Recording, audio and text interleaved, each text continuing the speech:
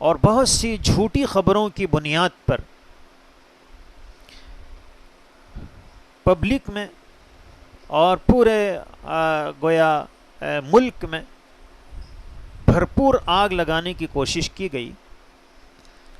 مثلا کبھی یہ خبر پھیلائی گئی کہ جماعت کے لوگ جو کوارنٹائن میں ہیں وہ نان ویج کھانے کا مطالبہ کر رہے ہیں. کبھی یہ کہا گیا کہ وہ لوگ آئسولیشن سینٹر میں جہاں نرسز ہیں کھلے بدن گھوم رہے ہیں. کبھی یہ الزام لگایا گیا کہ انہوں نے پولیس پر تھوک دیا ہے. جو جماعت کے مزاج سے واقف ہے اور جماعت کی 100 سالہ تاریخ کو اچھی طرح جانتا ہے، وہ جیسے ہی یہ باتیں سنتا ہے اول وہلہ میں پہلی فرصت میں وہ فوراً یہ کہہ دیتا ہے کہ یہ سب غلط ہے، جھوٹ ہے. اور الحمدللہ بعد میں پولیس نے تحقیق کی اور یہ سارے الزامات غلط نکلے، اور اب حکومت کے اہلکار بھی ان خبروں کی تردید کر رہے ہیں کہ جو باتیں پھیلائی گئی تھیں وہ غلط تھیں. لیکن جو لوگ جھوٹ پھیلانے کا کام کرتے ہیں انہوں نے اب اس کے بعد ہر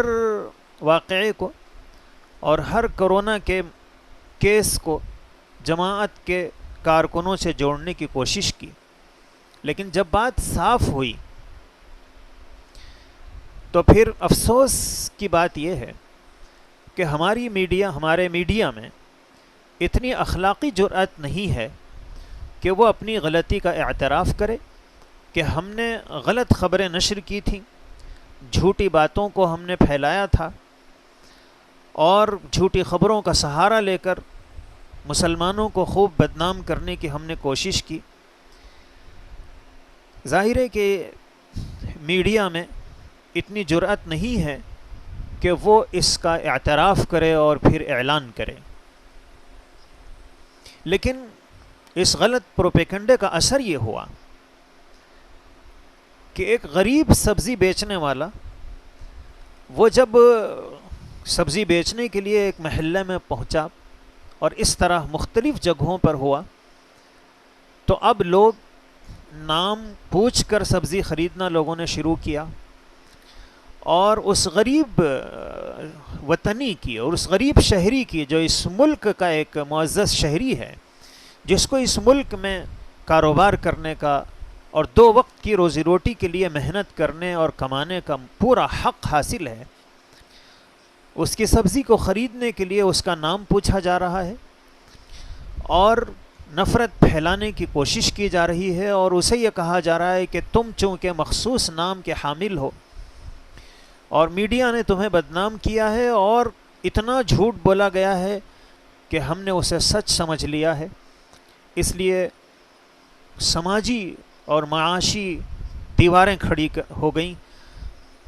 اللہ کے پیغمبر علیہ الصلاۃ والسلام نے فرمایا کہ جو اہل باطل ہیں وہ اہل حق پر غالب آ جائیں گے. اور یہ جو ظلم و ستم ہے کہ قومی اور بین الاقوامی سطح پر کیا صورتحال اختیار کر جائے گا، اس کے بارے میں ابھی یقین کے ساتھ کوئی بات نہیں کہی جا سکتی ہے. بہرحال یہ جو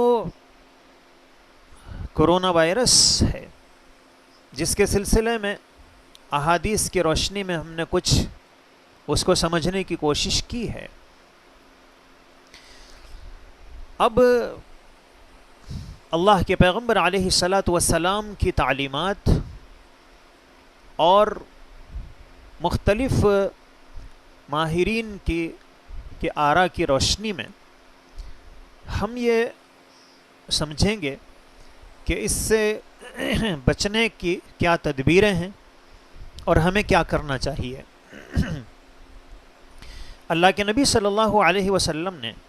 اسی طرح کے وبائی مرض طاعون پلیگ کے بارے میں جو بات ارشاد فرمائی وہ یہ ہے کہ فَإِذَا كَانَ بِأَرْضٍ فَلَا تَدْخُلُوهَا، کہ جب طاعون کسی شہر میں پھیل جائے، کسی ملک میں، کسی علاقے میں، تو تم وہاں مت جاؤ۔ وَإِذَا كَانَ بِهَا وَأَنْتُمْ بِهَا، اور اگر تم وہاں ہو اور وہاں وہ مرض موجود ہو، فَلَا تَخْرُجُوا مِنْهَا، تو تم وہاں سے مت نکلو۔ یہ جو اللہ کے پیغمبر علیہ الصلاۃ والسلام کی تعلیم ہے، یہ بہت دور رس نتائج کی حامل ہے اور بہت انسانیت کے لیے ضروری اور اہم ہدایت ہے کہ جو لوگ وہاں نہیں ہیں انہیں وہاں نہیں جانا چاہیے، اور جو ہیں ان کو وہاں جانے سے اور وہاں سے نکلنے سے پرہیز کرنا چاہیے، اس لیے کہ اگر وہ وہاں سے نکل جائیں گے، جو لوگ بیمار ہو چکے ہیں ان کو چھوڑ کر صحت مند لوگ وہاں سے اگر نکل جائیں گے تو ان بیماروں کی دیکھ بھال کون کرے گا، ان کا علاج کون کرے گا، اور اگر ان میں سے کسی کا انتقال ہوتا ہے تو اس کی تجہیز و تکفین اور تدفین کون کرے گا، اور اگر وہ لوگ جو بیمار ہو چکے ہیں وہ وہاں سے نکلیں گے تو اب ظاہر ہے کہ متعدی مرض ہے، تو پھر یہ دوسرے علاقوں میں پہنچیں گے تو پھر وہاں یہ مرض کو پھیلانے کا ذریعہ اور سبب بن جائیں گے۔